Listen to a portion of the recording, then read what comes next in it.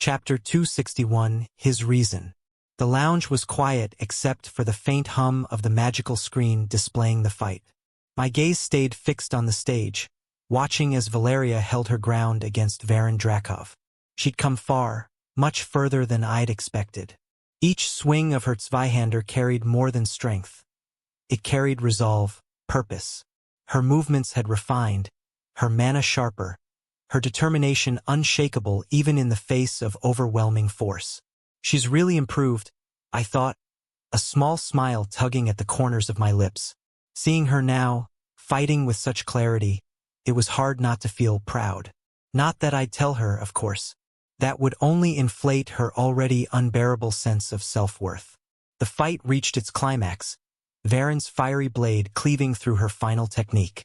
The golden aura of her knight's sanctuary shattered like glass, her Zweihander clattering to the ground. Yet even then she refused to fall. Her legs trembled, her breaths came ragged, but her eyes, those still burned with a fire that refused to die. When the bell rang, signaling Varin's victory, I leaned back in my chair, arms draped lazily over the sides. My mind lingered on the match as the crowd erupted in cheers. She's come so far, I thought again. She really got much stronger, but she's still not strong enough. Humph! Her voice echoed in my head, sharp and smug as always, even though I could sense the hint of pride beneath her words. I chuckled softly, shaking my head. She may not be strong enough yet, I murmured, leaning forward slightly, but progress is progress. That much is undeniable. My lips quirked into a faint smile. It wasn't her victory, but it was her moment. A step forward, even if she didn't fully realize it yet. Varin defeated her, and yet you sit here looking smug. Vital Yara's voice chimed into my mind, carrying her usual teasing lilt. You're far too pleased with yourself for someone who's student, if I can call her that, just lost. Student? Huh? I thought with amusement. She'd kill you if she heard that. Would she? Vitaliera purred, the teasing edge fading as her tone turned serious. But I wasn't talking about her just now, was I? I meant you, Lucavion. Are you sure about this next match? Her words hung in the air, unspoken yet heavy with meaning. I felt her gaze, keen and knowing, as if she could see more than what lay before us. She always did. What are you implying? I said aloud, my tone light but curious, though I already knew where this was heading. The cloud heavens sect, she said, her voice sharp now, almost scolding. They aren't even bothering to hide their intentions anymore. The drinks they serve, the meals, the snacks. Even the air you're breathing right now is laced with poison. Subtle, slow acting, but poison nonetheless. I closed my eyes for a moment, focusing on the faint, bitter undercurrent in the air. The subtle tingle on my skin that had been easy to ignore until now. She wasn't wrong. The very air in the lounge was tainted, though the toxicity wasn't enough to affect me. Yet, and there's more. Vital Yara's voice cut in, her presence sharp in my mind. There's a poison expert working behind the scenes, spreading it through the ventilation. You think you can just ignore this? I know, I said simply, my tone calm. But it doesn't matter. Doesn't matter? Vital Yara's voice rose, incredulous. What do you mean it doesn't matter? This is a direct attempt to do exactly what they've been planning all along, I interrupted. They're desperate. They think they're clever, trying to weaken me before the match. But here's the thing. Poisons that affect the average awakened don't affect me. I leaned back in my chair, arms resting lazily over the sides as I let my mana circulate through my body. My meridians aren't like theirs, I continued. Even if I were affected, I can just circulate my mana and burn the poison out using the flame of equinox. The familiar flicker of my cultivated energy stirred within me, a steady heat that I could call upon at will. Arrogance or confidence? Vitaliera asked, though her tone carried no real challenge. Neither, I replied with a smirk. It's just the truth. Let them try. It won't change anything. I let out a quiet breath, my eyes flickering back to the screen one last time. Valeria's fight had concluded, and now it was my turn. My fight. The one I'd been waiting for since the moment I decided to step into this tournament. The anticipation that simmered beneath my calm exterior sharpened into focus. This wasn't just about winning. This was about dealing with a certain group of parasites, those who fed off the efforts of the genuine, corrupting everything they touched. The Cloud Heavens sect had long overstepped, spreading their poison both metaphorically and literally. They were a sickness, and I was here to remind them of what happens when you underestimate the wrong opponent. As I rose from my chair, the soft hum of the ventilation system above caught my attention again. The faint tang of poison lingered in the air, barely noticeable unless you were looking for it. I rolled my shoulders, letting the flame of equinox stir within me once more, burning away any trace of the toxin that dared to linger in my system. Pathetic, I thought. This is the best they can do? With that, I began to make my way toward the preparation room. The hallways were quiet, save for the soft echo of my boots on the polished stone floor. As I moved, I couldn't help but notice the increased presence of guards stationed at every corner. Their armor gleamed under the torches, and their eyes scanned the area with a practiced vigilance. It seemed the Marquis wasn't taking any chances. He's focusing on safety quite well, I mused. Though whether it's to protect the tournament's reputation or something else entirely, I can't say. One of the guards gave me a brief nod as I passed, his hand resting on the hilt of his sword. I returned it with a slight inclination of my head, my pace never faltering. Despite the apparent protection, I knew better than to place my trust in it. These were just measures to maintain appearances. The true threats weren't the ones marching through the front door. The preparation room came into view, its heavy wooden door slightly ajar. I pushed it open, stepping inside. The space was stark and simple, with a single bench and a rack for weapons lining the far wall. The hum of anticipation was almost tangible here, the air charged with the weight of what was to come. I set my estoc on the bench and began adjusting my gloves, the familiar sensation grounding me as I prepared for the match ahead. This wasn't just another fight. It was the culmination of careful planning, patience, and a willingness to act when others wouldn't. The parasites had thrived long enough. It was time to remind them that not all prey remains docile. The roar of the crowd washed over me as I stepped onto the arena floor, their voices mingling in a cacophony of cheers, jeers, and whispered speculation. The sun hung high in the sky, casting long shadows across the sandy stage.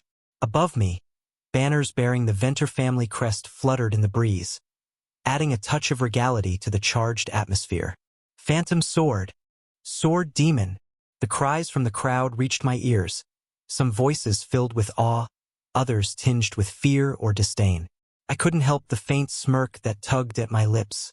Sword demon, huh? It had a certain ring to it, I had to admit. It felt cool, fitting in some twisted way, though I had no idea how the title had stuck so quickly during this tournament. Still, I wasn't here to entertain the whims of the spectators. My eyes scanned the crowd briefly, taking in the faces of the cheering masses before settling on the opposite end of the arena, where Lyra Valen would soon make her entrance. This wasn't just about defeating an opponent. This was about what she represented, the rot festering within the Cloud Heavens sect. I let out a quiet breath, my thoughts slipping into focus as I stood in the center of the arena, the noise around me fading into the background. My gaze swept the stage, but my mind was elsewhere, reflecting on why this moment mattered. There are many types of people I despise in this world, I thought, the faint hum of my mana swirling within me. But the worst are the ones who trample on others' efforts while pretending to stand for something greater. Hypocrisy cloaked in virtue. That's what disgusts me most. The Cloud Heavens sect was once something to admire. Founded by a visionary woman awakened, it had been born from the idea of breaking the chains of inequality. A noble purpose, one that deserved respect and admiration. But like so many things in this world, time had twisted it into something else entirely. The sect lost its way, I mused, my fingers brushing the hilt of my estoc as the crowd's cheers swirled around me. Instead of embracing temperance and self-improvement, they took shortcuts. Underhanded means became their creed, and rapid advancements replaced genuine effort. They traded the values they were built on for power, and in doing so, they became slaves to their own desires. Freedom, that was the word they liked to throw around, the banner under which they justified their actions. But what they called freedom was nothing more than indulgence, a descent into carnal desires they couldn't control, masked as liberation. And they think the world owes them something for it. The Cloud Heaven sect wasn't just a group of opportunists. They were parasites, feeding off the genuine efforts of others while dragging the sect's once noble name through the mud. It wasn't just disrespectful. It was insulting. Insulting to everyone who had ever struggled to rise on their own merit. Insulting to the ideals their founder had fought for. Chapter 262. Begin. Some people could ask the question, how can I be this sure? The answer is simple. They were a major organization in the novel. In a world with reverse harem elements, having an organization fighting for liberation wasn't out of place. It was almost predictable, a staple of the genre. But at least the author had the sense to craft them as villains rather than an idealistic faction. The Cloud Heavens sect wasn't about freedom. It was about power dressed up as virtue, indulgence wrapped in rhetoric. And at the heart of it was her, Lyra Valen, the Silent Thunder, the sect's rising star and its greatest manipulator. She was the quintessential villainess, playing the role to perfection in the novel. I remembered her arc vividly. She would join the academy in the second act, her charm and composure masking her true intentions. She'd approach the talented and ambitious, enticing them with promises of growth and freedom, seeking to draw them into the sect's fold. And for a time, she would succeed, her cleverness and beauty drawing many to her cause. But then Alara appeared. Alara, the true female lead, is a prodigy in every sense, blessed not just with talent, but with a genuine drive to rise on her own merit. She was everything Lyra pretended to be, and more. Where Lyra manipulated, Alara inspired. Where Lyra schemed, Alara led with honesty and strength. It wasn't long before the disciples Lyra sought to recruit began to drift toward Alara instead, captivated by her authenticity. Lyra couldn't stomach it. She and her fellow disciples, once so confident in their allure, found themselves eclipsed by someone they couldn't control, someone who shone brighter than their facade ever could. Their jealousy festered, and they began to lash out, targeting Alara and those who stood with her. It was the beginning of their downfall, a slow unraveling that would ultimately expose the sect for what it truly was. But their pettiness wasn't limited to the main arc. Even here, at this tournament, they showed their true colors. I'd seen how they treated Valeria at the start of this event. Their disdain, their underhanded attempts to undermine her. They couldn't handle anyone standing in their way. And Lyra, their so-called prodigy, was no different. She was here not just to win but to dominate, to prove her superiority at any cost. Under this facade of virtue, what lies is a simpleton who only wreaks carnal sense. To me that was obvious. Lyra Valen wasn't just manipulative. She was hollow. Her elegance, her composure, her disciplined front. All of it was a lie, a carefully constructed veneer meant to conceal the truth of what she was. And in the novel, that truth unraveled spectacularly. There was more to her hatred of Alara than simple envy or competition. It wasn't just about power or influence. It was personal. Barren. The man was a male lead through and through. Brooding, noble, and deeply scarred. His distrust of women stemmed from betrayal, Lyra's betrayal. She had been his fiancée, the one chosen to stand by his side. But instead, she'd thrown it all away, indulging her desires with another disciple. The revelation shattered him. Varen didn't just lose trust in her. He lost trust in the opposite gender entirely. It was Alara who changed that. As their relationship evolved in the novel, Alara became the person who brought Varen back from the edge. Her unwavering honesty, her ability to see through his bitterness and show him the strength in vulnerability. She didn't just win his trust. She healed him. Slowly but surely, she pieced together the man Lyra had broken. And that, above all else, was what Lyra couldn't forgive. Lyra didn't antagonize Alara purely because she was jealous of her talent or her popularity.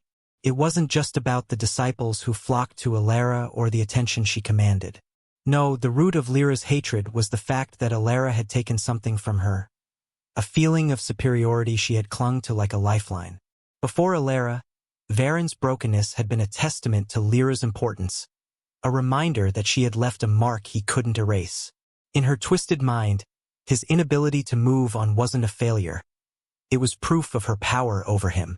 She was the woman who had shaped him, who had left him scarred and untrusting, that gave her a sense of control, of validation. But when Alara stepped into his life, all of that crumbled.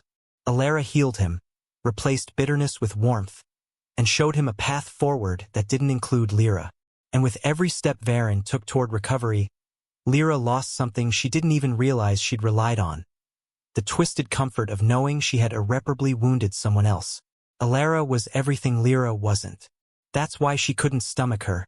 I mused, watching the arena's gates open as Lyra Valen stepped into view. Alara wasn't just her opposite. She was a reminder of everything Lyra had failed to become. The crowd erupted into cheers as Lyra strode onto the stage, her sword gleaming in the sunlight, her expression calm and composed. But I knew better than to be fooled by appearances. She wasn't here to prove herself as a warrior or to honor her sect. She was here for dominance, to remind the world of her superiority, or at least the version of it she clung to so desperately. The talent that you think you have. It's not yours, I thought, my gaze narrowing as Lyra stepped further into the arena. She carried herself with poise, her every step deliberate, exuding the confidence of someone who believed she stood above the world. The crowd cheered her name, enchanted by the illusion she cast, unaware of the truth. But I wasn't here to simply fight her. No, the fight itself was secondary. I was here to tear away the mask. The Cloud Heavens sect wasn't just a group that had lost its way. This corruption ran deeper than arrogance or hypocrisy.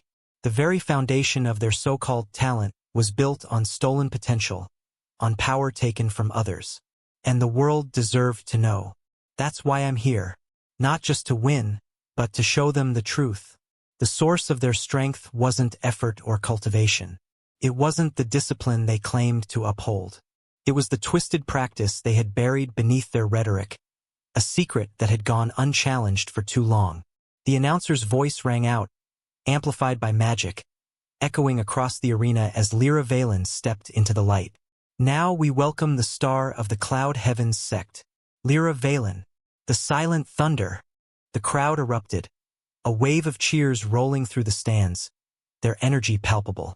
Lyra moved with an elegance that seemed practiced to perfection, her movements precise, her posture commanding.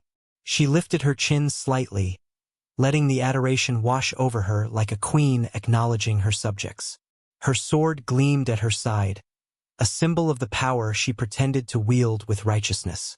I stood motionless on the other side of the arena, my gaze fixed on her, my grip steady on the hilt of my estoc. The cheers for her were deafening, but they didn't matter. None of it mattered. She wasn't here for the people. She wasn't here for her sect.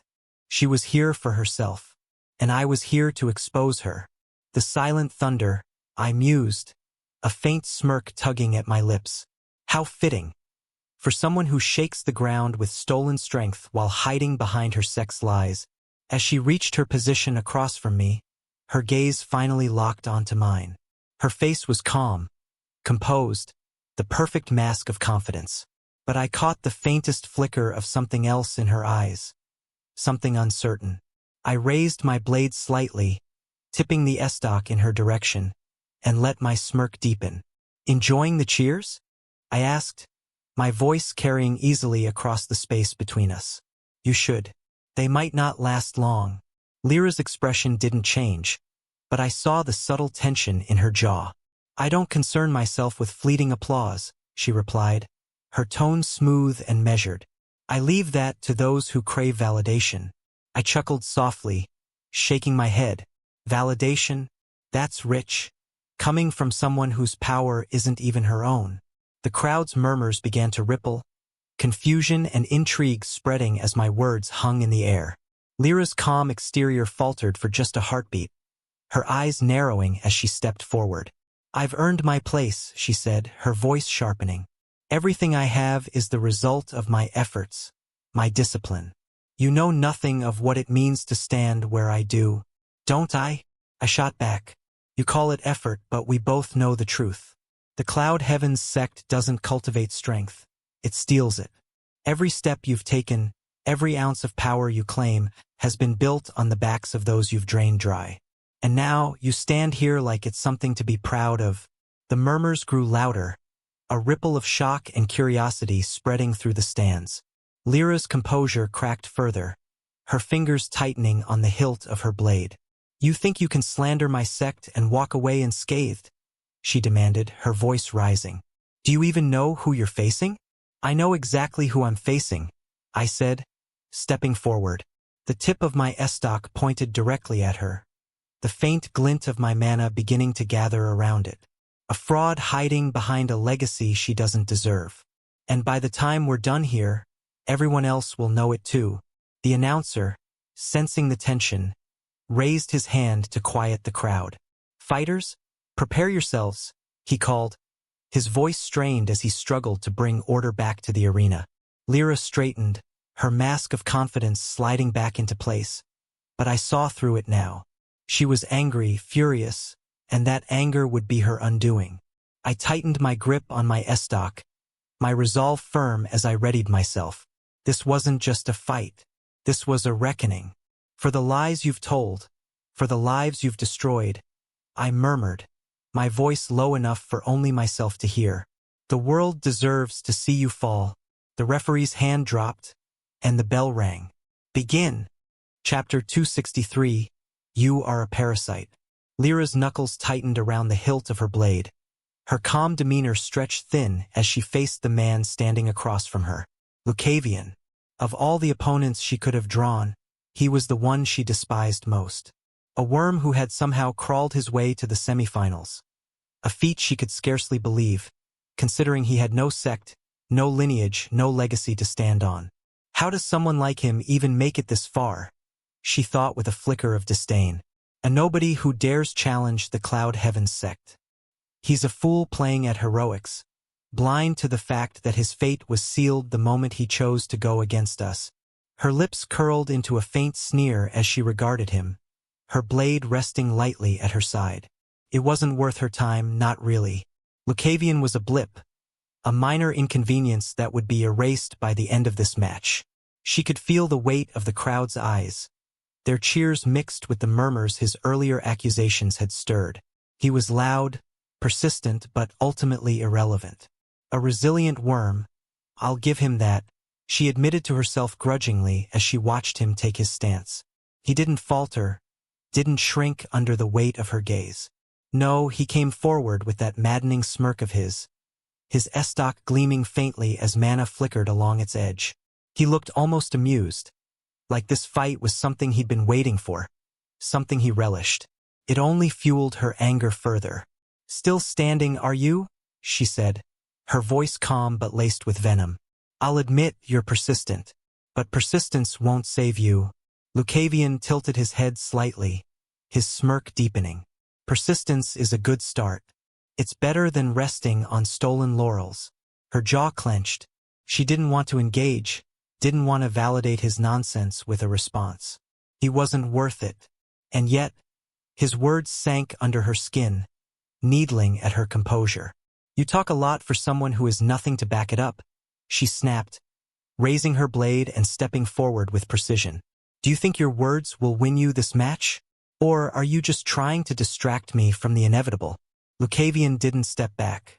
If anything, he closed the gap further, his estoc ready, his posture casual but perfectly balanced. Oh, the match is inevitable, he said lightly, his voice carrying just enough mockery to send her blood boiling.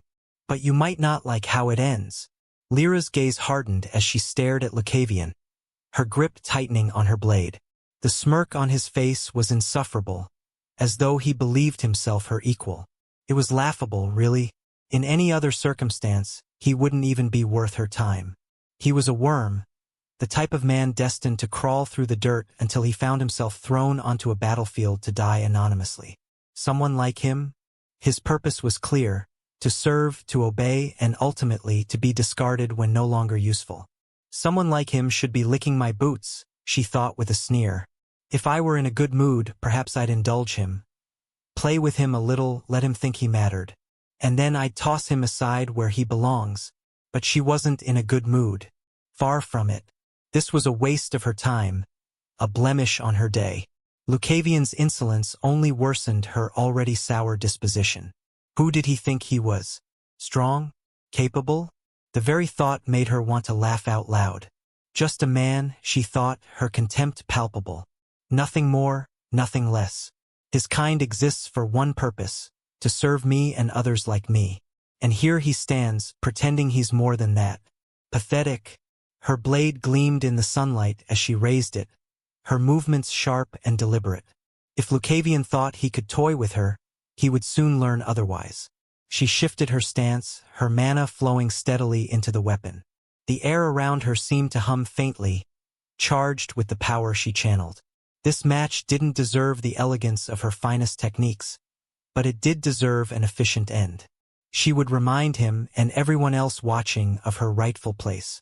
I've had enough of your arrogance, she said, her voice cold, devoid of the earlier veneer of composure. Let me show you why worms like you should stay in the dirt. Lucavion tilted his head slightly, his expression maddeningly calm, as though he were daring her to make the first move. Oh, please do, he said, his tone light, mocking. I'm dying to see what the great silent thunder can do. Swoosh! Her blood boiled.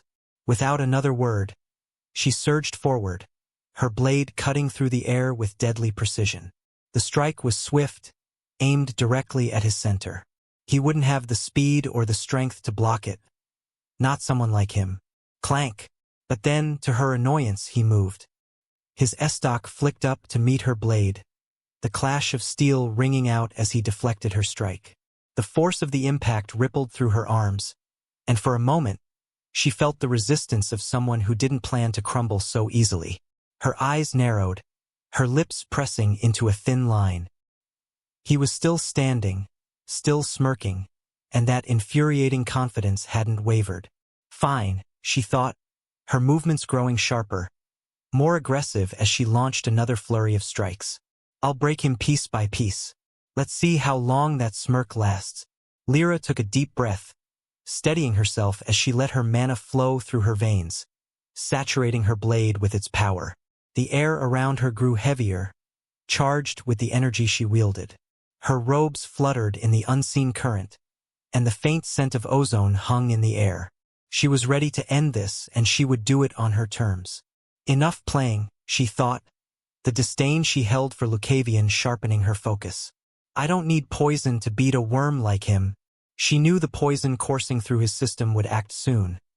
It was subtle, undetectable in the heat of battle, but she could sense the faint tremors in his movements, the slight tension in his muscles as his body began to falter. But she didn't want the victory tainted. No, she wanted to crush him outright, to prove her superiority without question. Her stance shifted, her blade rising as she prepared to unleash one of the most renowned techniques of the Cloud Heavens sect, Blossoming Tempest Steps. The technique was a whirlwind of power and precision, its strikes enhanced by the wind mana swirling around her, forming razor-sharp currents that could cut through even the most steadfast defenses. With a single step, she vanished, her speed amplified by the wind mana coursing through her body. In an instant, she was upon him, her blade flashing toward his shoulder in the first of 3 calculated strikes. The crowd gasped, the air electrified by the sheer force of her movement. But then Lucavion moved. His estoc flicked upward with startling precision, deflecting her strike with what seemed like effortless ease. The clang of steel meeting steel echoed through the arena, and her momentum was disrupted. What? She adjusted instantly, pivoting into her second strike. A low sweep aimed at his side, designed to follow the deflection and leave no room for recovery. Yet, once again, his blade intercepted hers, his movements smooth and calculated. The force of his parry sent her blade off course, and she felt the mana around her waver. Her frustration mounted as she launched into the third strike, an overhead slash with all the power of her wind-infused blade behind it. This was the strike meant to overwhelm, to end. But as her blade descended, Lucavion stepped lightly to the side, his estoc tilting just enough to redirect her strike into empty air. The crowd gasped again, their cheers now mixed with disbelief. Impossible, Lyra thought, her heart pounding in her chest. He's deflecting them as if he knew each move in advance. But she wasn't done. The true brilliance of blossoming Tempest steps lay not in the visible strikes, but in the hidden one. A final blow formed by the wind mana lingering around her blade, unleashed as a sudden burst when the third strike landed or was deflected. It was an attack that struck from an unpredictable angle, a blow few could see coming, let alone counter. The wind coalesced around her, the mana spiraling outward like an invisible blade aimed directly at Lucavion's exposed flank. Victory was a breath away. And then, to her utter shock, the wind dissipated. The hidden strike dispersed before it could reach him, unraveling as if it had been snuffed out by an unseen force. Lucavion remained standing, untouched, his stance as calm as it had been at the start. Lyra's breath caught, her blade trembling slightly in her grasp. The crowd erupted into chaos, their voices a mixture of awe and confusion. How had he done it? How had this nobody, this unaffiliated worm, deflected her strikes and nullified her hidden technique? Lucavion tilted his head, his smirk still firmly in place. That was dramatic, he said, his tone laced with mockery. I hope that wasn't your best, Silent Thunder. Because if it was... He raised his estoc slightly, the tip gleaming faintly with his own mana. This is going to be disappointing. Lyra gritted her teeth, her grip tightening on her blade. Her frustration boiled beneath her skin, but she forced herself to remain composed. She wouldn't let him rattle her. She couldn't. Fine, she thought, her resolve hardening. If the first strike doesn't work, I'll cut him down with the next. But deep within her, doubt began to creep, whispering questions she wasn't yet ready to face. Chapter 264. You are a parasite, too. The fight continued, and Lyra poured every ounce of her power into the battle. Her frustration mounted with each failed attempt, but she refused to yield. The air around her buzzed with mana, her aura radiating with the unmistakable strength of a 4-star awakened warrior. Her strikes were no longer just movements. They carried the weight of her rank, her tempered body, and her cultivated intent, a force unique to those who had ascended to her level. Lucavion, however, stood unmoved. His estoc shimmered faintly with mana, the most basic enhancement any 2-star warrior could manage. His movements were efficient, controlled, and maddeningly calm. He didn't retaliate often. Instead, he focused on deflecting her every blow, sidestepping her power with a precision that was nothing short of humiliating. Lyra gritted her teeth and pressed on, unleashing her full arsenal of techniques. Each one carried the refined elegance of the Cloud Heaven sect, honed over years of practice. And yet, none of them so much as grazed her opponent. Falling Gale Blade. Lyra's blade descended in a series of fluid, spiraling slashes, each strike amplified by wind mana.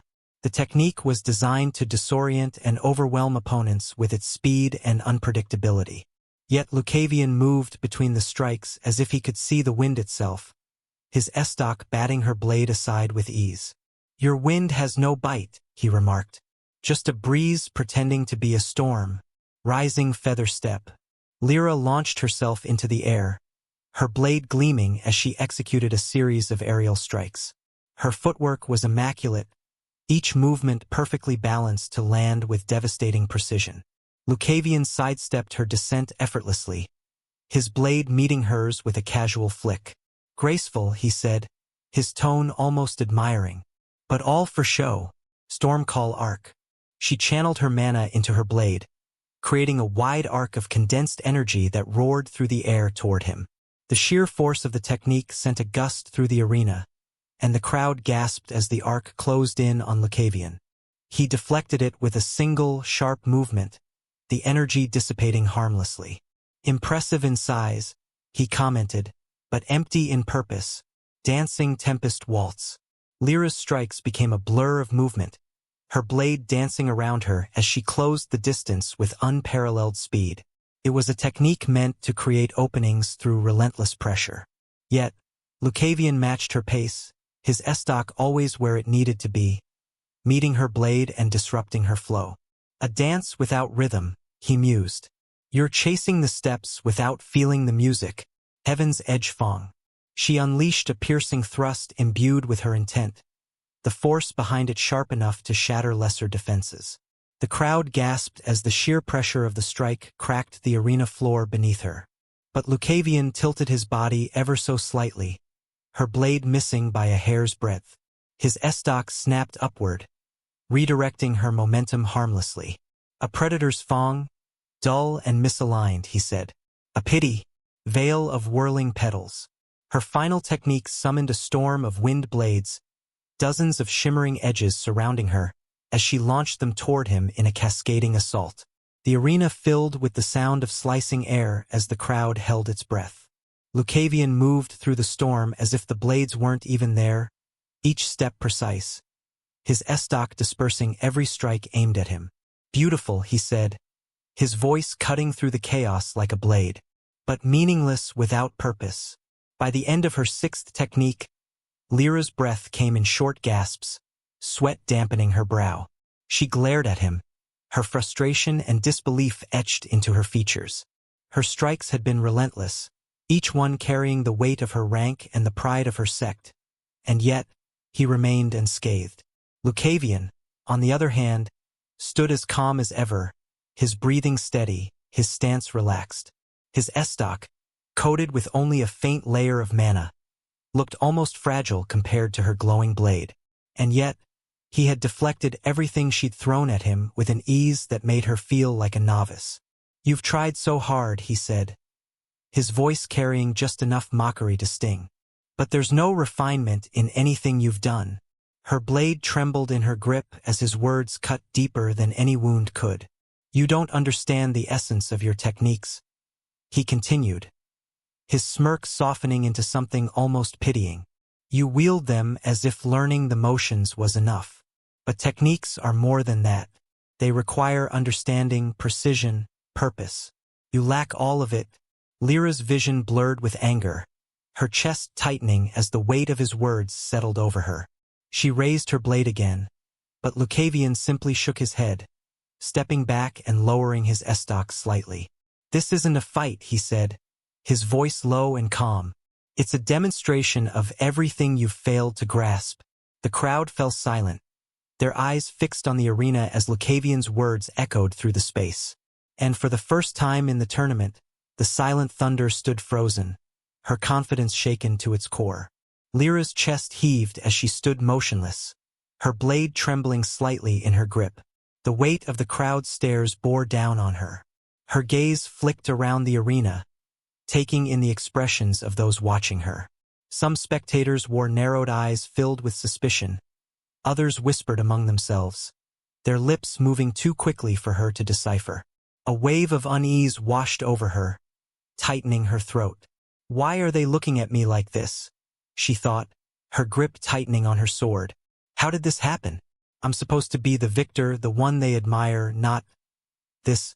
Her gaze snapped back to Lucavion, who stood before her, calm and composed as if he hadn't just humiliated her in front of thousands. His smirk widened as her eyes locked onto his, her fury barely contained. He tilted his head, his voice cutting through the tension like a blade. What? He asked with mock innocence. Are you waiting for the poison to act or not? Lyra's eyes widened, the sharp intake of her breath betraying her shock. For a fleeting moment, panic crossed her face, her carefully constructed composure cracking. How does he know? She thought, her mind racing. That was exactly what she had been thinking. She had counted on the poison to weaken him further, to give her the upper hand if the fight dragged on. But how could he possibly know that? Lucavion's smirk deepened, his gaze gleaming with a quiet, cutting triumph.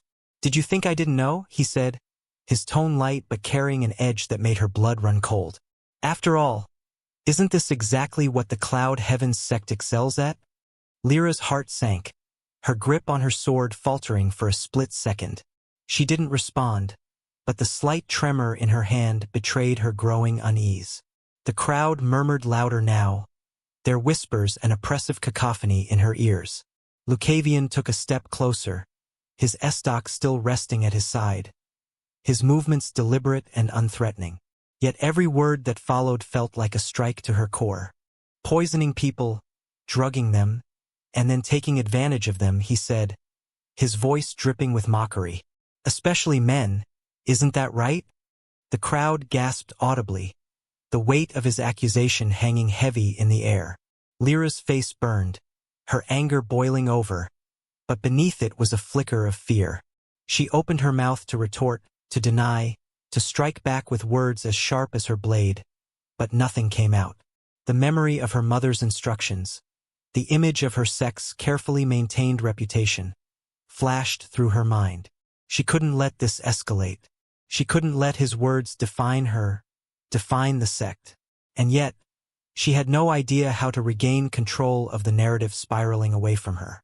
Lucavion tilted his head slightly, his smirk softening into something cruelly pitying. What's wrong, Silent Thunder? Cat got your tongue?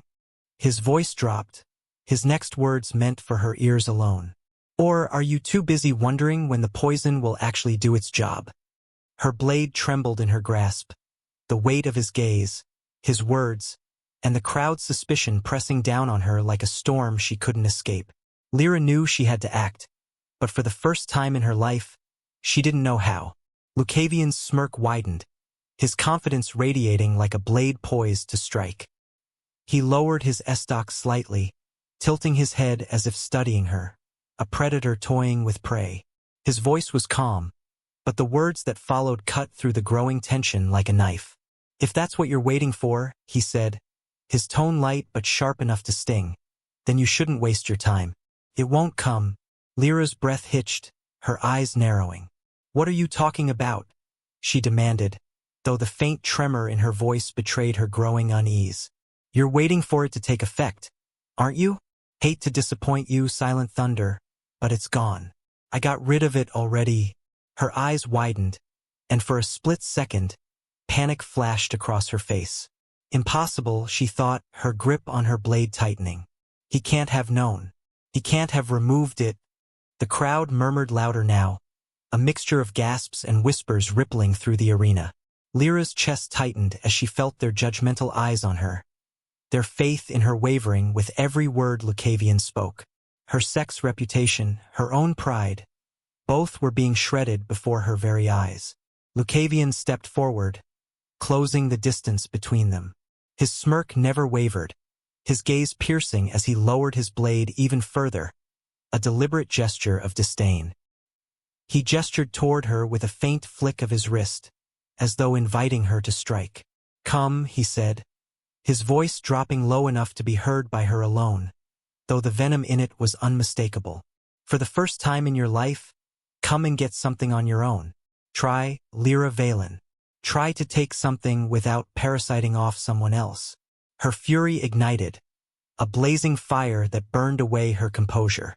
His words struck at the very core of what she prided herself on, cutting through the layers of control and poise she had so carefully cultivated. Her knuckles whitened around her blade, her entire body tensing as her mana surged in response. You think you know me?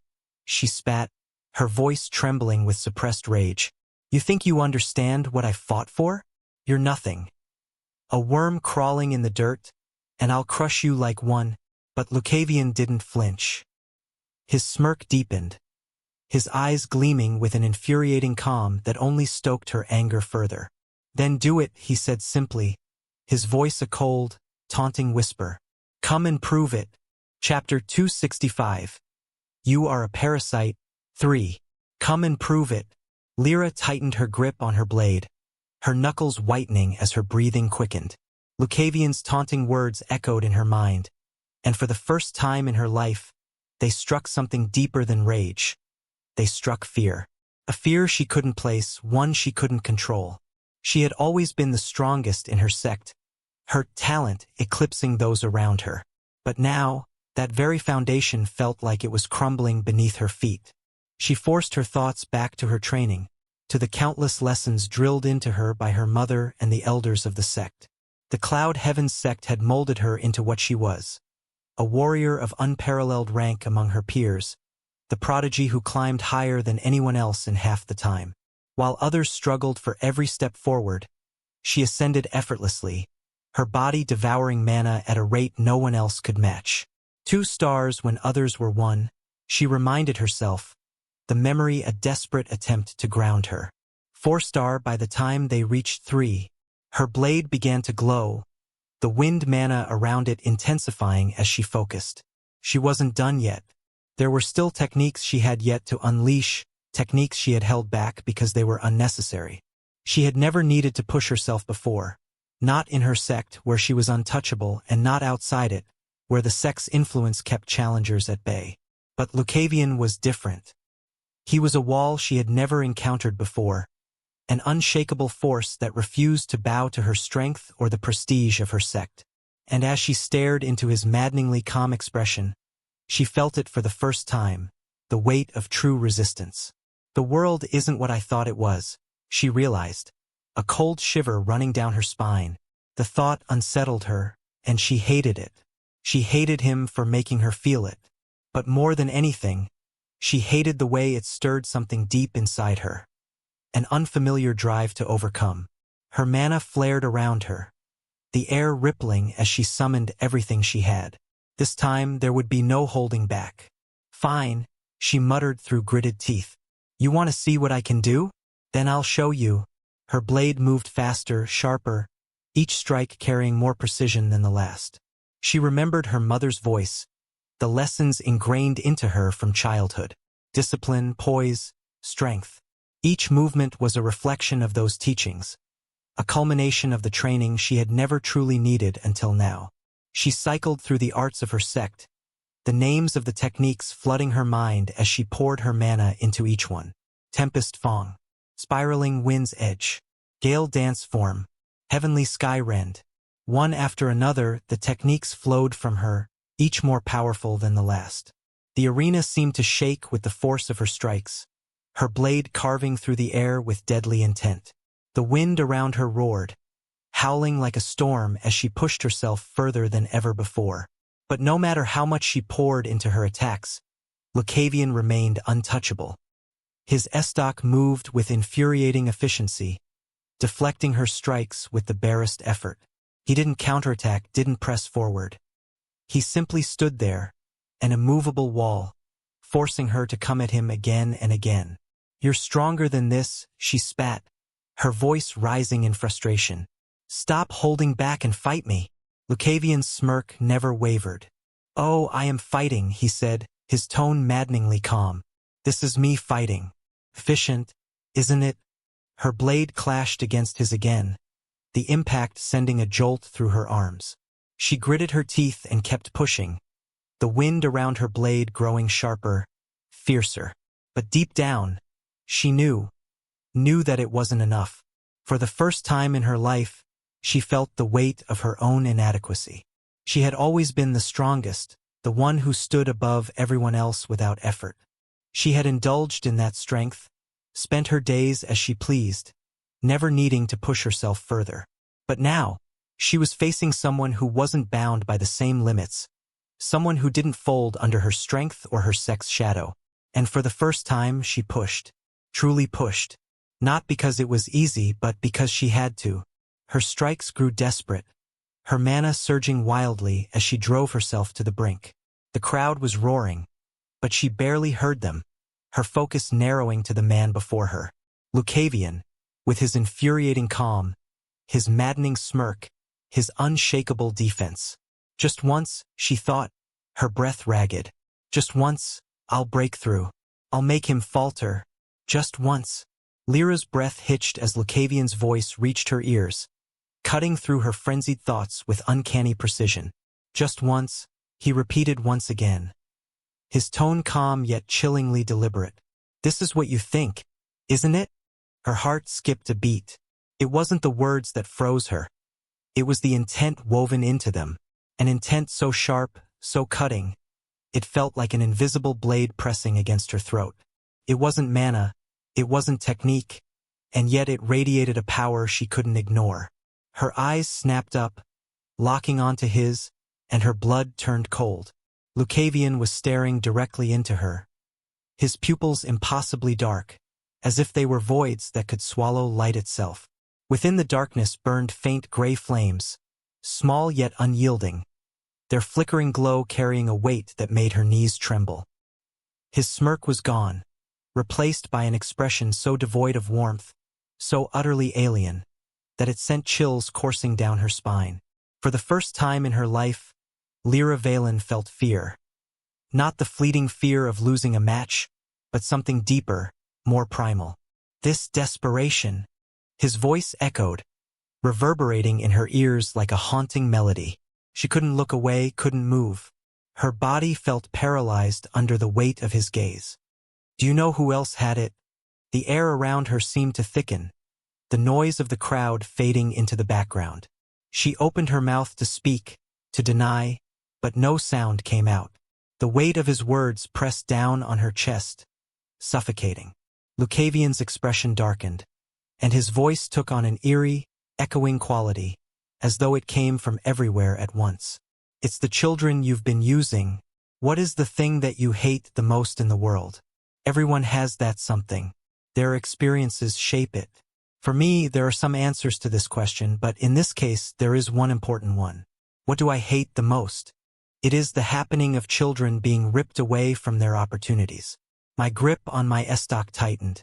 The thought burned in my chest, a slow, seething rage that I rarely let surface.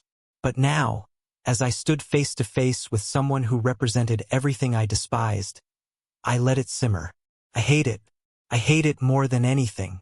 Children are born into this world with infinite possibilities. They're blank slates, full of potential, their futures unwritten. And yet, there are those who take that from them, who steal the very essence of what makes them human. The Cloud Heavens sect. They don't just trample on the efforts of others. They touch something far more sacred. They steal from children. It's not enough for them to prey on the weak, to manipulate and corrupt their way to the top. No, they have to go further. They have to cross that line. The Cloud Heavens sect is one of the most prominent sects in the world. Not because of their discipline, not because of their talent, but because they dared to embrace one of the vilest taboos. They take children, orphans, abandoned, forgotten, and strip them of their potential. They siphon their mana, their vitality, their futures, and leave them as hollowed-out shells. Not even their names are left intact. Just broken remnants, shadows of who they could have been. And they call it liberation. My chest tightened as the memories of the novel flickered through my mind. The countless instances where the sect's atrocities had been revealed. Their training programs, their so-called sanctuaries for abandoned youth. It was all a facade, a web of lies spun to justify their heinous practices. The Cloud Heavens sect's secret was one of the ugliest truths I'd ever come across in the novel. Something that made my blood boil every time it was mentioned. Each human possesses their own unique mana signature, shaped by their essence, experiences, and lineage. Yet, there are patterns, subtle consistencies in mana tied to familial bonds, bloodlines, and even gender. Families often share similar types of mana, and the same holds true for the division between sexes. Female awakened, by their nature, tend to generate a cold blue mana, a calming energy often described in old texts as Een. Male awakened, in contrast, emanate hot orange mana, fiery and aggressive, the essence of Yang. Together, these energies form a natural balance, a harmony that mirrors the broader truths of the world. The Cloud Heavens sect exploited this balance in the most despicable way imaginable. Living furnaces. Chapter 266. True Face. Living furnaces, I thought bitterly, the words turning over in my mind like poison. That's what they called them. Children, orphans, forgotten souls. Used not as individuals but as tools, as resources to fuel the sect's insatiable greed for power. The sect's cultivation method was built on a twisted principle. Een mana thrived when balanced with Yang, and the higher the quality of the Yang mana, the greater the benefits. For most awakened, the quality of their mana improves naturally as they grow stronger, as they cultivate their cores and accumulate experience. But the Cloud Heavens sect didn't have the patience for that. Why wait for slow, arduous growth when you can simply take what you need? That's why their sect consisted almost entirely of women. Their bodies were naturally aligned with mana, but to achieve the speed and strength they craved, they needed young mana to balance it. And rather than earn it through effort or partnerships, they chose the path of least resistance. The Cloud Heavens sect wasn't always as corrupt as it is now. There was a time when their cultivation methods were considered groundbreaking, even admirable. But the truth has a way of eroding ideals when ambition and greed take hold. They couldn't attract strong cultivators willingly.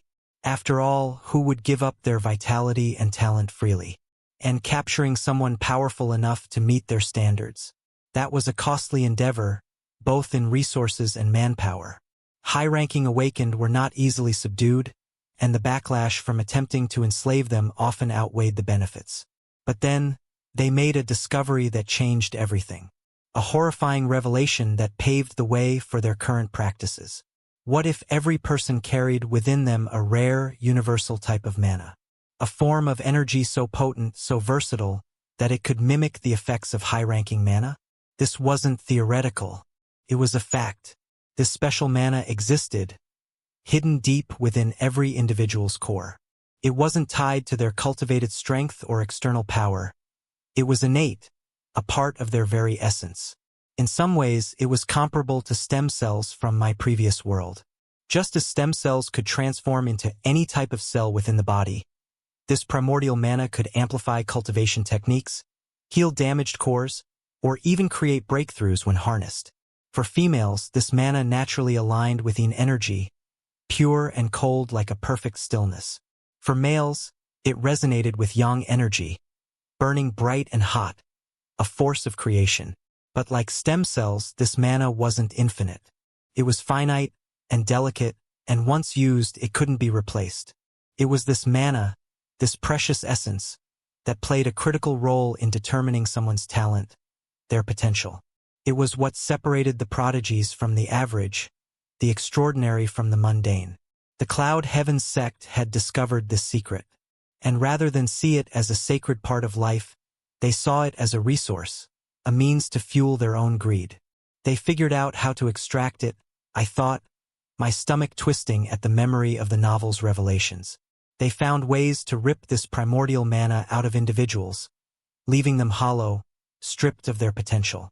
For a female, it meant their energy was shattered, their cores left unstable and prone to failure. For a male, the results were even worse. Without their yang energy, their vitality faded, their bodies wasting away until only a husk remained. But this wasn't just about any mana. It was about pure mana, the kind found most abundantly in children. Children whose cores were untouched by cultivation, whose innate potential was at its peak. Their primordial mana was like embryonic stem cells, rare, potent, and invaluable. That's why the sect targeted orphans, street kids, and the abandoned. They didn't just use these children. They consumed them. They became living furnaces, forced to channel their primordial mana until there was nothing left. The method they used, it was something I tried not to dwell on, something that churned my stomach the moment the details surfaced in the novel. But it was impossible to ignore, not when the reality of it was so vile, so repugnant.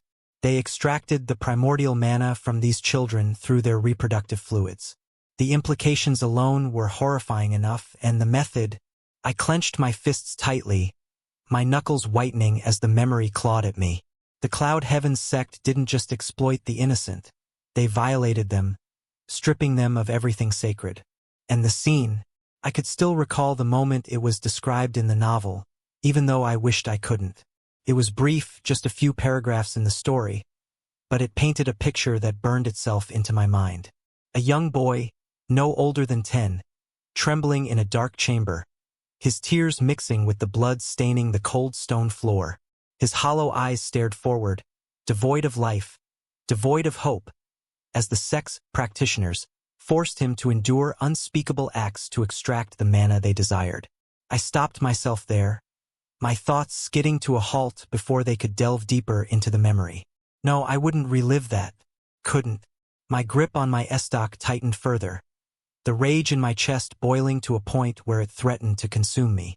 That is why everyone will know, and I will bury your sect to the ground. Whether you have your ambitions or not. It doesn't matter what your convictions are. In this world, children are innocent. I lifted my gaze, locking onto Lyra's widened eyes. For all her bravado, for all the strength she believed she possessed, there was fear in her now.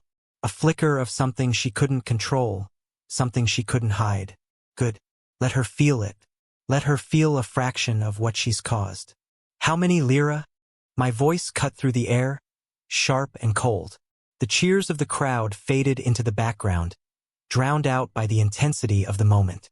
How many children did you use to stand where you are now? Her eyes flickered, her composure cracking as she took a small step back. I pressed forward, my voice unwavering, my gaze unrelenting. 20? 40? I tilted my head, my tone softening in mock contemplation. 80? I took another step, my grip on my estoc firm as the weight of my words hung between us. Do you even know? Do you even care? Lyra's lips parted as if to respond, but no words came out. Her breath hitched, her confidence faltering under the weight of my accusations. And still, I didn't let up. What do you think they felt, Lyra? I asked, my voice lower now, colder. When they were dragged into your sex chambers. When they were subjected to that treatment you also callously call necessary. The arena was silent now. The crowd, unaware of the full truth but sensing the shift in atmosphere, watched with bated breath. But I wasn't speaking to them. This wasn't for their benefit. This was for her. Do you think they felt gratitude? I continued, my voice dripping with disdain. Relief? Do you think they felt honored to have their futures ripped away to fuel your ambitions?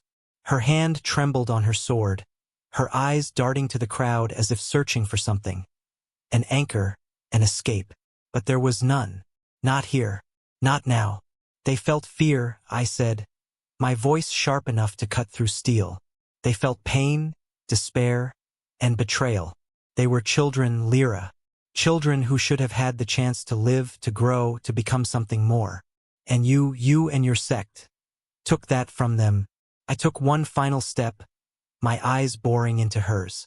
So tell me, Lyra Valen, how does it feel to stand on a mountain of broken lives and call yourself a prodigy? The weight of my words crashed down on her, her expression twisting into something I couldn't quite define. Fear? Shame? Anger? Perhaps all of them. But I didn't care. Whatever she felt, it wasn't enough to atone for what she'd done. And it never would be.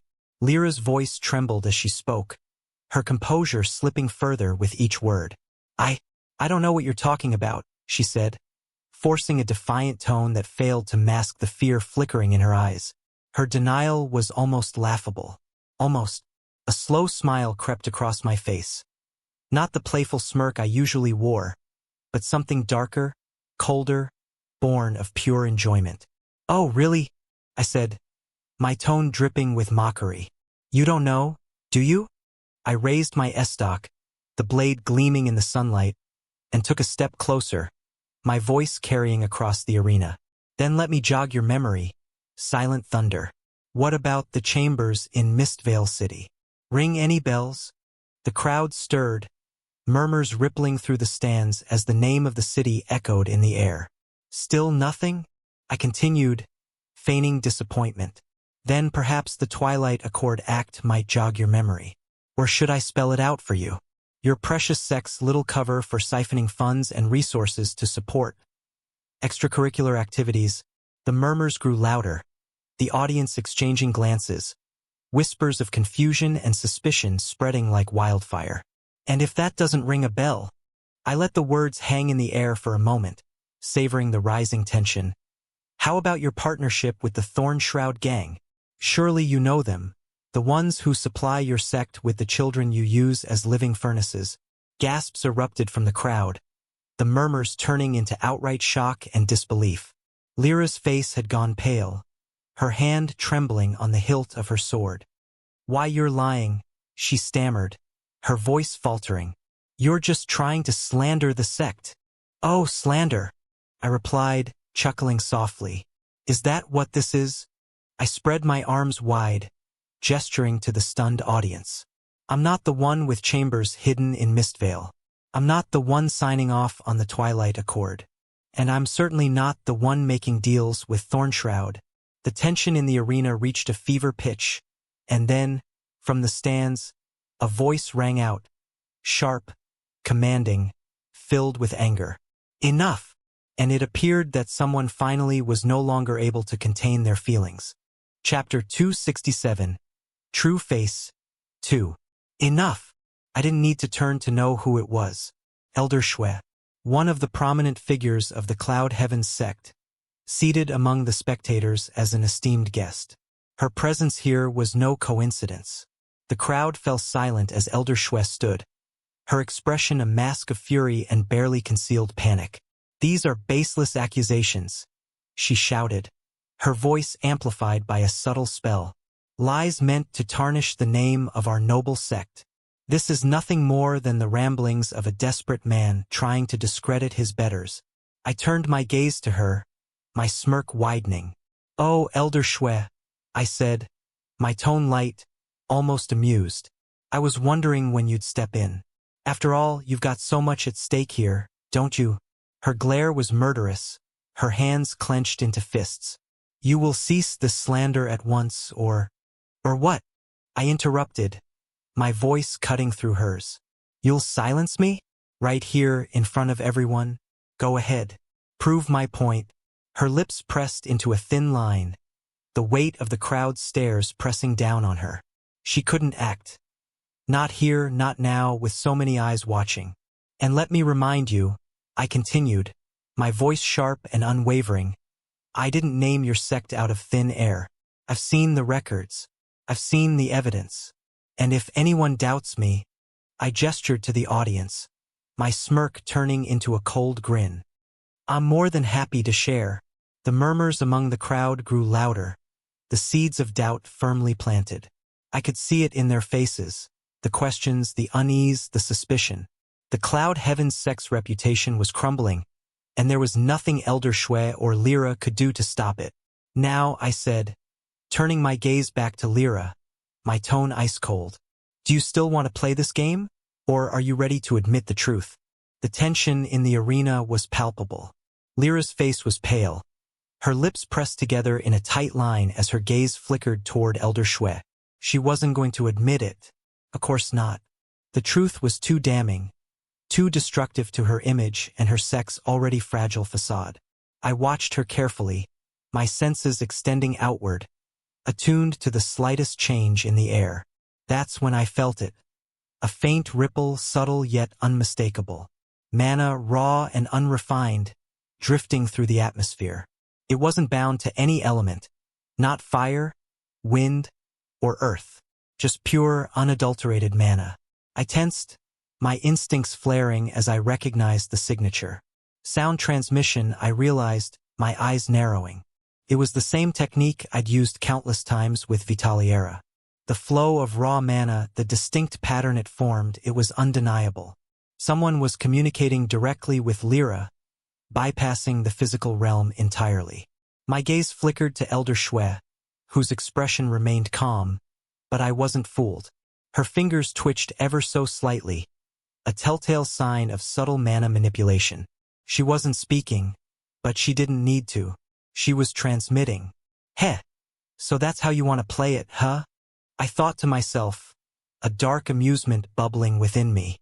Elder Shwe couldn't let this stand. Now that I'd exposed the sect's secrets, at least enough to plant the seeds of doubt, she had no choice.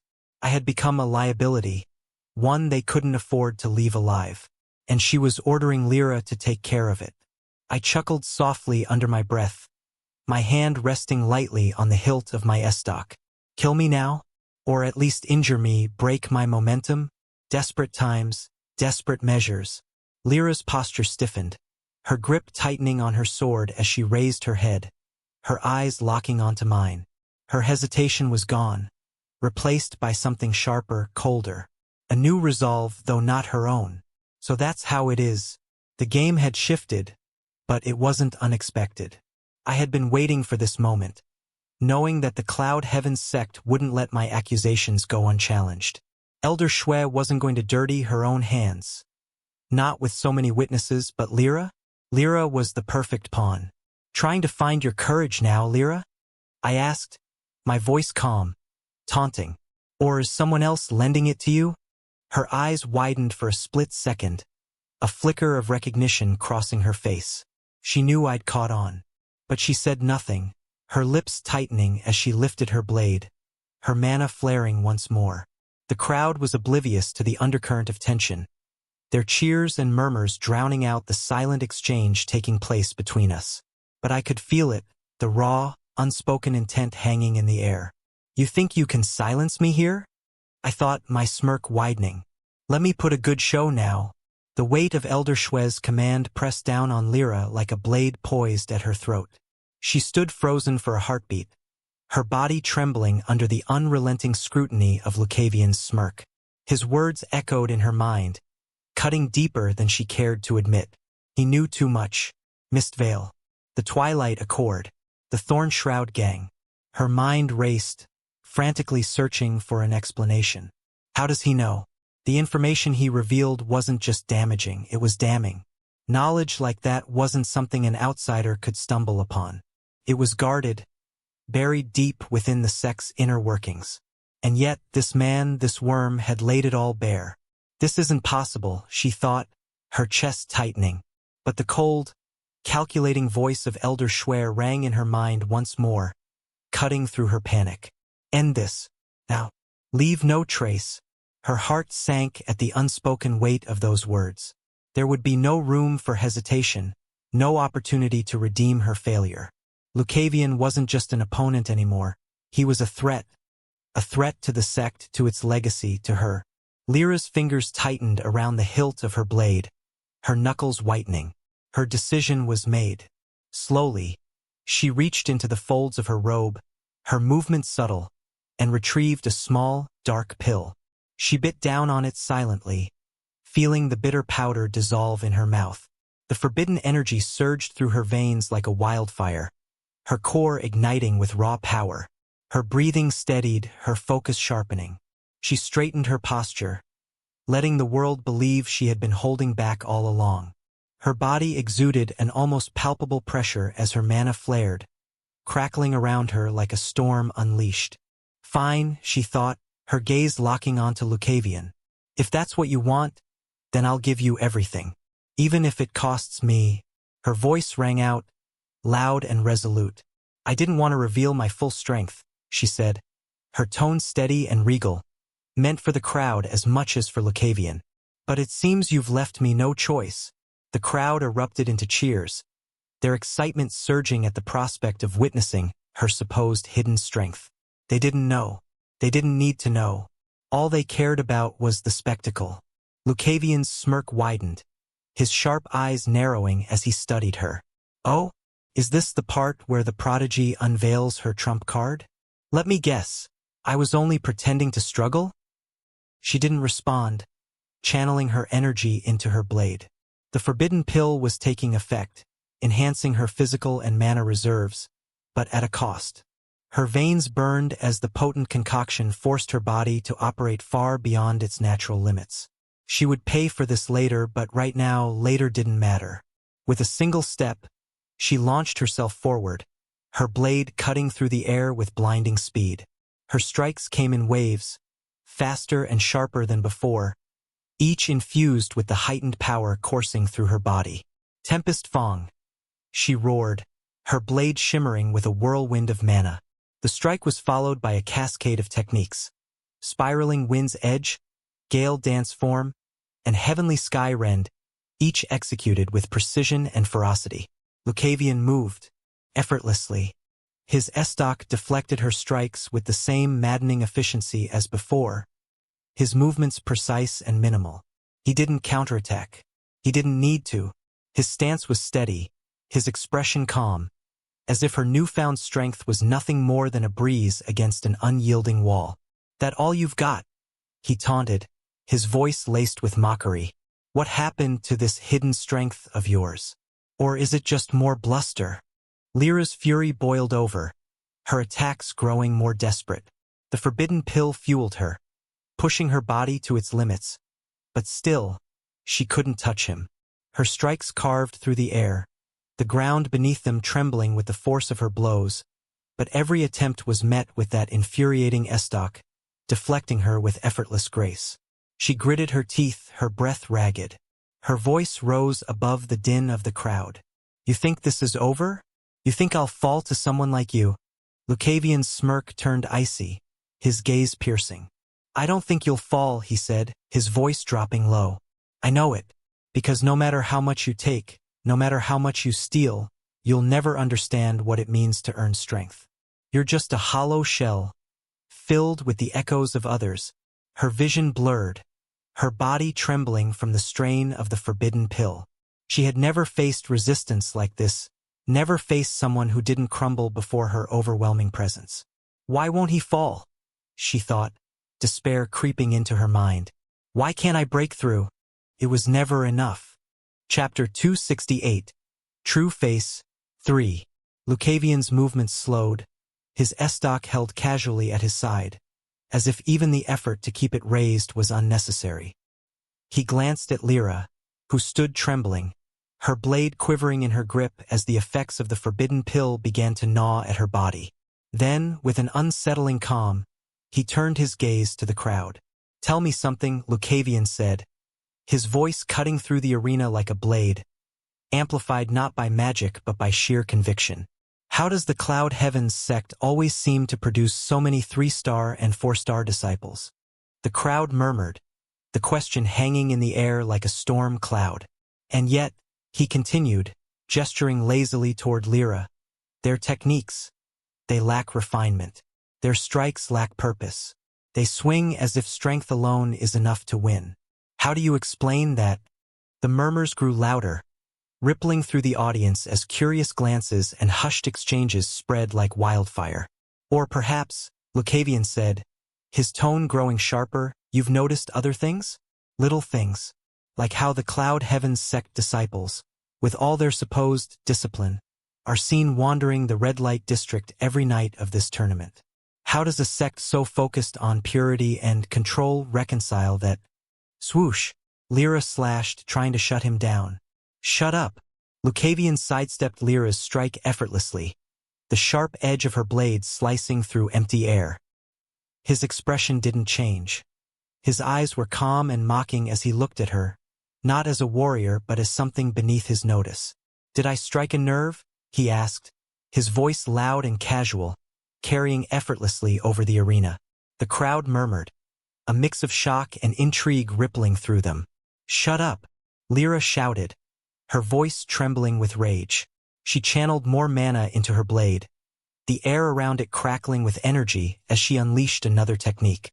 A torrent of wind burst forth from her blade, a cutting storm of mana aimed straight at Lucavion. He didn't flinch. He didn't dodge. His estoc flicked upward with a calculated, almost lazy movement, and the storm dissolved in an instant, its force dissipating harmlessly into the air. The crowd gasped, stunned into silence by the ease of his deflection. "Impressive showmanship," Lucavion said, his tone dripping with sarcasm. "But that's all it is, isn't it? A show. No substance. No control." Lyra's grip tightened on her sword, her knuckles white as she gritted her teeth. The forbidden pill coursing through her veins gave her strength nearing a 5-star awakened, a power she had never felt before, yet it felt meaningless. Every strike, every technique was countered effortlessly. It was like fighting an unmovable wall, one that didn't even seem to notice her existence. With a scream of frustration, she launched another attack, channeling her sect's signature technique. "Cyclone Rend," she cried, the air around her blade compressing into a spiraling mass of destructive wind. She slashed forward, the cyclone roaring toward Lucavion with devastating force. He moved again, stepping into the attack rather than away. His estoc danced, precise and deliberate, striking at the core of the cyclone. In an instant, the spiraling wind unraveled, the technique collapsing into harmless gusts. Lucavion stepped out unscathed, his smirk widening. Is this really the strength of the Cloud Heavens sect? He asked, turning his gaze to the audience once more. How do they reach such heights, I wonder? Certainly not through skill. Certainly not through discipline. So what's their secret? Lyra's heart pounded in her chest as she charged again, her blade flashing through the air in a flurry of strikes. She used everything, every technique, every ounce of mana. But it didn't matter. Lucavion's estoc deflected every blow, his movements never faltering. He wasn't even using mana beyond a 2-star capacity, yet her attacks couldn't touch him. You seem desperate, he remarked, his voice infuriatingly calm. Is it because you're running out of tricks? Or is it because you know the poison won't save you now? Lyra froze mid-strike, her eyes widening. What? She stammered, her voice barely audible. Lucavion chuckled, stepping back to give her space. Oh, did you think I didn't know? The poison you put in my food, the poison you used on the Silver Flame sect disciples in the quarterfinals. It's also predictable. You thought it would give you the edge, didn't you? The crowd's murmurs turned to gasps, the accusations hanging heavy in the air. Lyra's face paled, her hand trembling on the hilt of her blade. I got rid of it, Lucavion said, his smirk sharp as a blade. Did you think I'd let something so petty stop me? Poison, pressure on the ins, underhanded deals. It's all you know, isn't it? The only way the Cloud Heavens sect stays relevant is through manipulation and deceit. Shut up, Lyra screamed, her voice cracking as she swung her blade with all her might. Her mana flared wildly, her strikes growing more desperate and erratic. But it was useless. Lucavion's estoc moved like a shadow, deflecting every attack with an ease that only deepened her despair. On the other hand, Lucavion continued his display. Did anyone notice how strange the quarterfinals were? How did the Silver Flame sect's disciples move slower than usual? How did their strikes lack power and precision? Didn't that seem odd? Gasps rippled through the stands, and a few spectators nodded hesitantly, their expressions shifting from confusion to suspicion. Why would that happen? Lucavion pressed, his tone mocking yet razor-sharp. Could it be poison? Could it be that the Cloud Heavens sect, so desperate to maintain their image, resorts to underhanded tactics to secure victory? Because I can tell you right now, they poisoned me before this match. The murmurs turned into a full-blown uproar, the audience's shock and disbelief filling the air like a storm. Lyra's face paled further, her lips trembling as she shook her head vehemently. No, that's not true. You're just trying to... Enough, Lucavion snapped, his voice silencing her like a thunderclap. He pointed his estoc toward her, his gaze cold.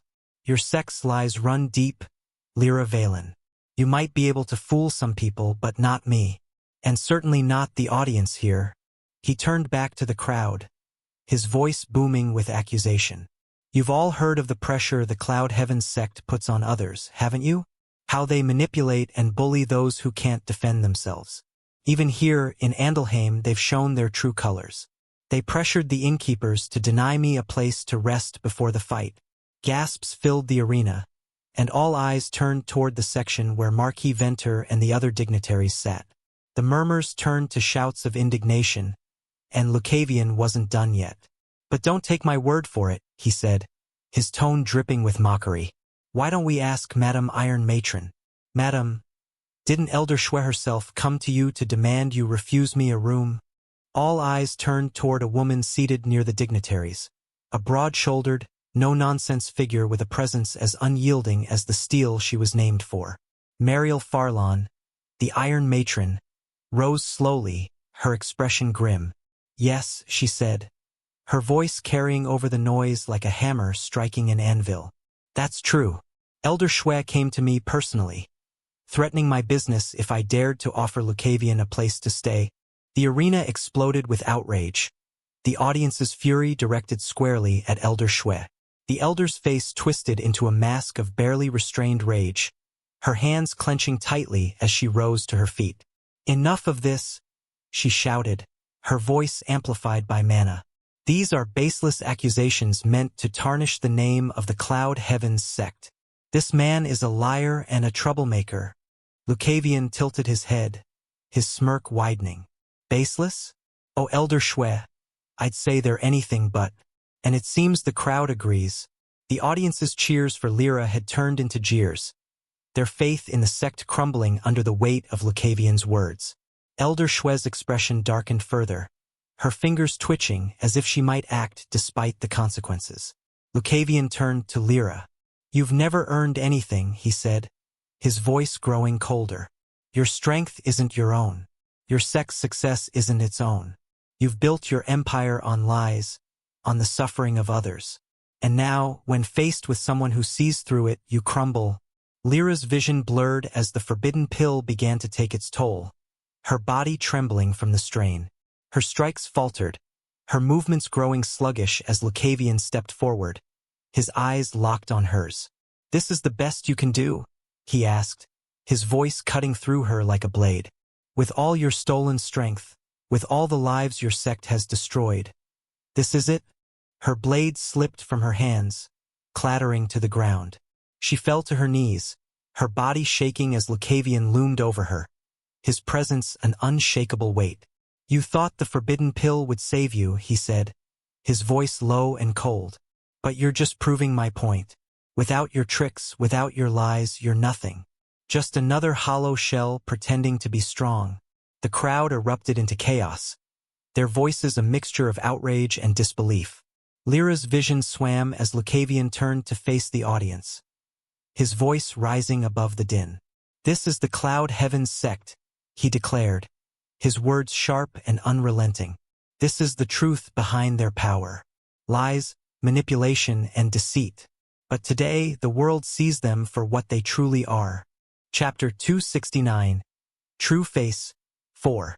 Lyra knelt on the cold, unyielding ground of the arena, her blade lying useless at her side. Her body trembled, racked with exhaustion, the forbidden pill's toll gnawing at her strength. The crowd's jeers, the weight of their disbelief, pressed down on her like a suffocating wave. Where did it go all wrong? She thought, her vision swimming as her gaze flicked from the dirt beneath her knees to Lucavion, standing above her with that infuriating smirk. Why is this happening? How dare he? Her thoughts spiraled, latching onto the one unshakable truth she had believed all her life. She was superior. She was chosen. The world had always bent to her will. The Cloud Heaven sect had always stood above the rest. Her talent, her rank, her strength. None of it had ever been questioned. Not until now. How dare a bastard like him? A filthy commoner who has only ever been worthy of licking my boots. Look at me like this. How dare he speak to me like this? Her nails dug into her palms, blood welling from the pressure. Her chest burned, her heart pounding furiously against her ribs. The crowd's roar grew louder, a cacophony of anger and disbelief directed at her. The world felt like it had turned against her, like the very foundation of her reality was crumbling beneath her feet. Why? Why does the world feel like it's against me? Why does nothing I do work? No matter how much I strike, no matter how much power I use, it's never enough. What is this? Her breaths came fast and shallow as a new, unfamiliar sensation twisted in her chest. A feeling she had never known, not once in her carefully cultivated life. Helplessness, and something worse, desperation. It coiled around her like a vice, choking her pride, her confidence, and everything she had ever known about herself. She had always been above others, always untouchable. Yet now, she was the one on the ground, staring up at someone who should have been insignificant. Someone who, by all rights, shouldn't even be here. Her teeth clenched, and her gaze burned as it locked onto Lucavion. What did I do to deserve this? What is it? What is this feeling? Like the entire world is slipping away from me. Her anger flared, burning through the helplessness like wildfire. She wanted to scream, to lash out, to demand that the world return to the way it had been. Her nails dug deeper into her palms, her knuckles white as her fury surged. I am Lyra Valen of the Cloud Heaven's sect, she screamed inwardly. I am the silent thunder. I am the strongest among my peers, the one destined to rise above them all. How dare this? This worm, This nothing humiliate me. How dare he make me feel this way? Her vision blurred with tears of frustration as her trembling hands reached for her blade. She wouldn't let it end like this. She couldn't. Not here. Not now. Lucavion's voice broke through her spiraling thoughts, calm and cutting as ever. What's the matter, Lyra? Feeling something unfamiliar? A little helpless, maybe? A little desperate? Her head snapped up, her eyes wide and wild. The gray flames in his pitch-black pupils flickered coldly, his smirk deepening as he stared her down. You're not used to this, are you? He continued, his tone laced with mockery. The feeling that no matter what you do, it's never enough. That no matter how hard you try, someone stronger, someone better, will stand in your way. Shut up, she snarled, her voice cracking as she gripped her blade with shaking hands. You don't know anything about me, about what I've done, what I've sacrificed. Lucavion tilted his head, his expression growing colder. Sacrificed? You don't even know the meaning of the word. You've lived your life taking what isn't yours, climbing on the backs of those who couldn't fight back. And now, for the first time, you're the one who's powerless. How does it feel, Lyra? How does it feel to be the one on your knees? Her body shook as his words cut deeper than any blade. Her fury boiled over, hot and blinding, but it was laced with something she couldn't deny. A seed of doubt, a crack in the facade she had built around herself. Her voice trembled as she screamed, her desperation spilling out like a flood. Shut up! Shut up! Shut up! Shut up! Lyra's breathing was ragged, her chest heaving as her fingers tightened around the hilt of her blade. This was it. She had no choice but to put everything into her final attack. The one technique she had been forbidden to use because her body hadn't been strong enough to endure it. But with the forbidden pill coursing through her veins, pushing her far beyond her natural limits, she could finally summon the strength necessary. Her voice rang out, steady but laced with fury, as she called the name of her ultimate technique. Heaven's Wrath. Cyclone Expanse. The moment she invoked it, the air around her shifted. The atmosphere grew heavy, the wind howling with a ferocity that drowned out the murmurs of the crowd. Overhead, the sky darkened, clouds swirling as if summoned by her mana. The arena quaked beneath her feet, dust rising as the sheer power of the technique began to manifest. Lucavion stood motionless, his smirk fading as his gaze lifted to the churning sky. For the first time, a flicker of acknowledgement passed through his eyes. Finally, he murmured, licking his lips as a faint, cold smile returned to his face. A display at least worthy of a semifinal. Such a pity it came this late. Lyra's blade glowed with an intense, radiant light as the vortex of wind formed around her, growing larger and larger with every passing second. The clouds surged, crackling with energy as if nature itself had been called to her aid. Her mana poured into the technique, every ounce of strength she had left channeling into the deadly storm. With a scream of pure determination, she unleashed it.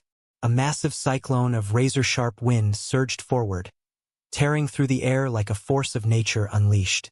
The vortex roared, its destructive energy heading straight for Lucavion, promising to obliterate everything in its path.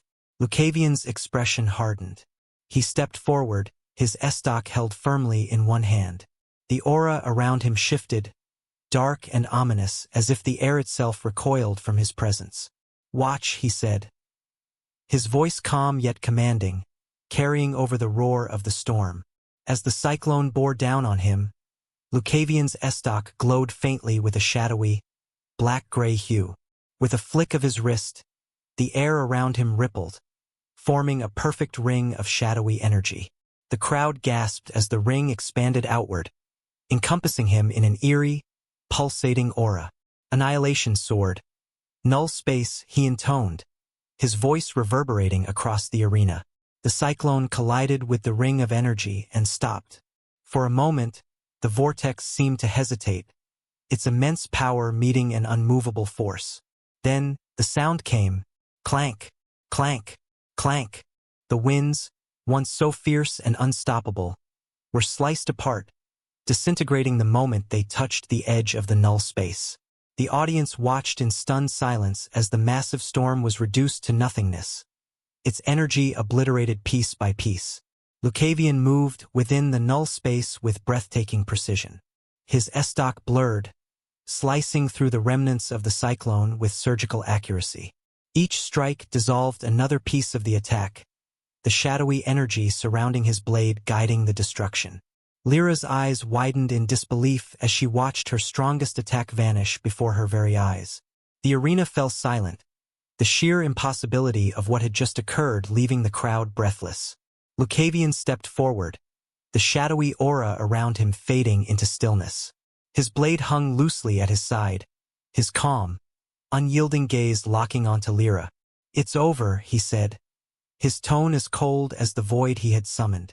"Your strength, your techniques, your ambitions. All of it is nothing." Lyra staggered back, her body trembling as the forbidden pill's effects began to wane. Her blade slipped from her hands, clattering to the ground as she fell to her knees. The weight of her defeat pressed down on her like a crushing tide, her mind racing with questions she couldn't answer. Lucavion turned his gaze to the crowd, his voice rising as he addressed them once more. "This is the truth of the Cloud Heavens sect," he declared, his words sharp and cutting. "Power built on lies, techniques with no substance, and strength that crumbles under the weight of its own corruption." The audience erupted, their cheers and boos mixing into a cacophony of sound. But Lucavion ignored them, his eyes fixed on Lyra as she knelt in the dirt, her once unshakable confidence shattered. He moved towards her with steady steps. "This," he said, his voice low and final, "is where your arrogance ends. Kai to you," and finished with a spit on her face. "Pathetic," and then left the arena. Chapter 270. "Are you crazy?" As Elder Shwe observed the unfolding battle between Lucavion and Lyra, her expression remained impassive, but inwardly, a storm brewed. Every move he made, every word he uttered, unraveled secrets the sect had spent decades burying. She sat rigid in her seat, her hands gripping the armrests tightly as Lucavion taunted Lyra, his words piercing through the veil of the sect's carefully cultivated image. When he spoke of their poisons, of their methods, the crowd's murmurs grew louder. Accusatory whispers rippled like wildfire, and for the first time, Elder Shwe felt the weight of those words crashing against the sect's reputation. "How does he know this much?" she thought, her mind racing. "Who is he?" Her gaze darkened as Lucavion dismantled Lyra's composure with every pointed remark. It wasn't just the loss of the fight that mattered now. It was the erosion of their prestige, the questions he was forcing into the open.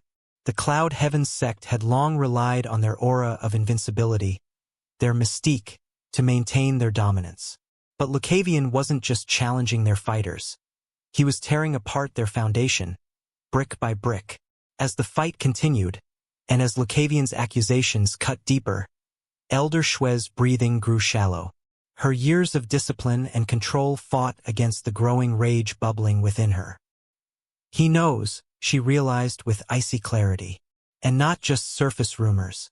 He knows the depths of it." For a fleeting moment, doubt crept into her thoughts. Had they been careless? Had someone betrayed them? But no, that was impossible. The secrets Lucavion had revealed were too closely guarded, too deeply intertwined with their sect's most clandestine operations. Elder Shwe sat frozen, her normally calm and composed demeanor shattered beneath the weight of Lucavion's deliberate onslaught. His words weren't just jabs or provocations, they were revelations. Each accusation he threw cut through the illusion of perfection the Cloud Heavens sect had painstakingly maintained for decades. The murmurs in the crowd had grown louder, spreading like wildfire, and she could already see the storm brewing. Faces in the stands were no longer merely spectators, they were inquisitors. Some whispered among themselves, speculating on the veracity of Lucavion's claims. Others watched her with narrowed eyes, their doubts aimed directly at the sect she represented. He planned this, Shwe realized, her thoughts seething with fury. Every move, every word.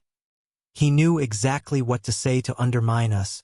Her nails dug into the fine wood of the armrest, leaving deep grooves. The implications of his accusations were too dire to ignore. Even if he were bluffing, even if there were no real evidence to support his words, the mere suggestion was enough to plant seeds of doubt. And doubt could grow into something far worse. She could already feel the walls closing in. People would investigate. They would question. If Lucavion's taunts had even a shred of truth, the sect's carefully woven web of influence could unravel. Elder Shue's thoughts raced. This cannot be allowed. The damage is already spreading. We must act quickly to contain this, to bury it before it consumes us. Her jaw tightened as she made her decision. Reaching into her robes with steady hands, she retrieved a small, intricately carved bone whistle. Blowing into it silently, she released a faint pulse of mana, and within moments, a sleek white pigeon with silver-tipped feathers descended to her shoulder. It cooed softly, waiting for her command. She scribbled a short, urgent message on a strip of paper, her strokes sharp and deliberate. To the matriarch, the situation has escalated beyond expectation. Immediate action is required to suppress potential damage. Eliminate all trails leading to the incidents in question. Full details to follow. Shue. Rolling the strip tightly, she secured it to the pigeon's leg and released it, watching as it vanished into the horizon with an urgency that mirrored her own rising panic. Elder Shue stood abruptly, her sharp glare fixed on Lucavion, as he finished his fight with an effortless calm that only fueled her anger. His victory was decisive, but it wasn't the defeat of their strongest disciple that burned her. It was the damage he'd inflicted on their reputation. She turned to leave, her robe swishing as she moved toward the exit. But before she could take another step, Marquis Venter's voice, smooth and deliberate, cut through the tension like a blade. What a remarkable fight, Venter mused aloud, his tone carrying just enough intrigue to imply more. But one wonders if there's truth to what was said. Elder Kale, seated nearby, leaned forward with a smug grin.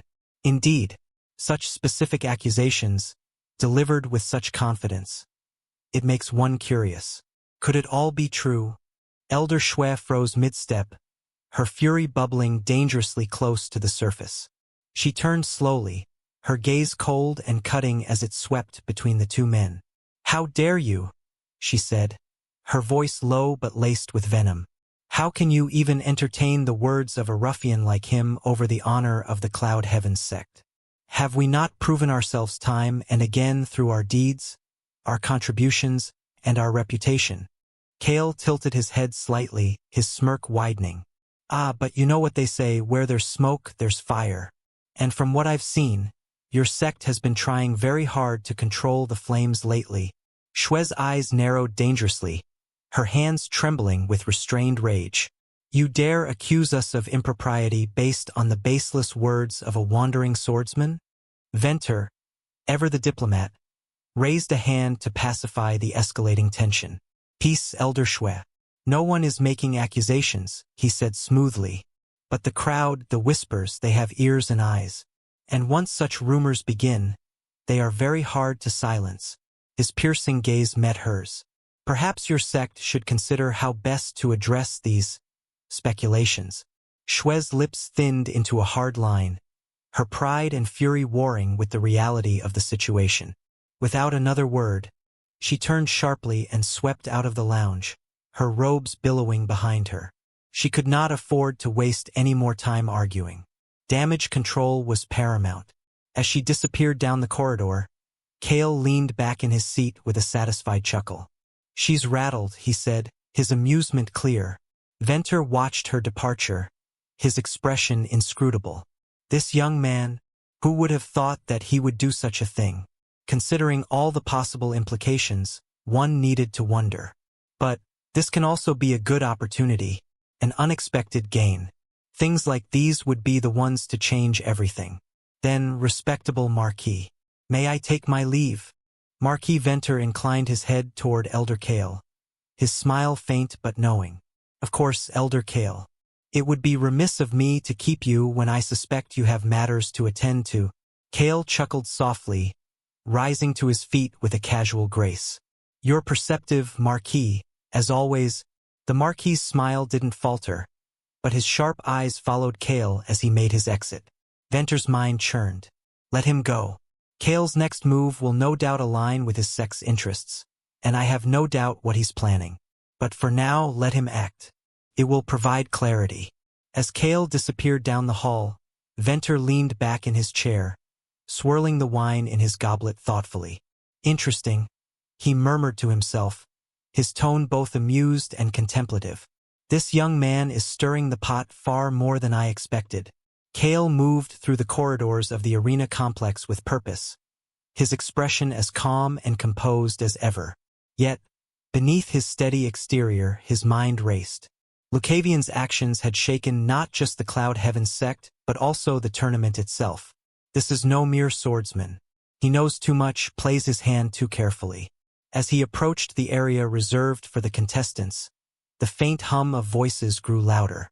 By the time Kale turned the final corner, the noise had escalated into a full-blown commotion. The contestants' lounge was in chaos. But then Kale's calm facade cracked as he entered the contestants' lounge and took in the scene before him. Elder Shue was already there, standing rigid amidst the chaos. Her piercing gaze locked on one figure, Lucavion. Her presence alone was enough to suffocate the room, her aura coiling tightly around her like a storm ready to break. But what froze Kale's breath mid-step wasn't her presence. It was the blade in her hand. The weapon glinted ominously in the flickering light of the mana lamps, its edge impossibly sharp, emanating a faint but unmistakable pressure of refined killing intent. The air around her seemed heavier, and even the other contestants, those who had been shouting moments ago, were silent, their eyes wide as they looked between Shue and her target. Lucavion stood a short distance away, his stance relaxed but his eyes sharp as he regarded Shue. His expression carried a faint trace of amusement, but there was something deadly in the calmness of his posture, as though he were standing in the eye of a hurricane. He held his estoc loosely in one hand, its tip resting against the floor, but the tension in the room suggested he was ready to act at a moment's notice. But what could he even do? As a 4-star warrior at most, what could he do against a 6-star elder, especially against an elder like Elder Shue? Die! Swoosh! That was why, as Elder Shue's blade flashed, his eyes widened. Shue! Are you crazy? After all, in front of his eyes, Shue was about to kill this young man. Hello everyone. We now have a Discord server. Join us for faster updates, discussions about your favorite novels, and exclusive Discord-only content. Don't miss out. See you there. Scan the QR code on the screen or enter any of the displayed links into your browser to join our Discord.